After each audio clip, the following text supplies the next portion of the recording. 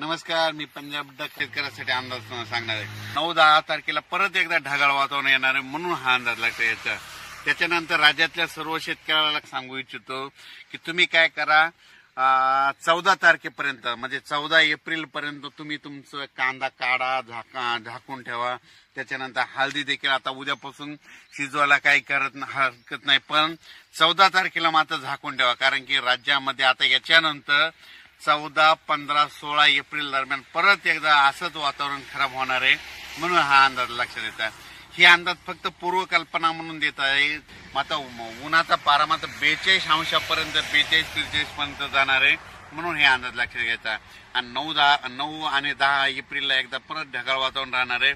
मात्र 14, 15, 16च्या दरम्यान परत एकदा राज्यात वातावरण खराब होणार आहे, म्हणून हा अंदाज लक्षात घ्यायचा. म्हणून हे पूर्वकल्पना म्हणून आज देत आहे.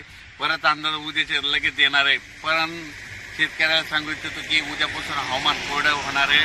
आता अवकाळी पाऊस काय येणार नाही. फक्त सांगायचं झालं तर म्हणजे कर्नाटक आणि आंध्र प्रदेशमध्ये सध्या म्हणजे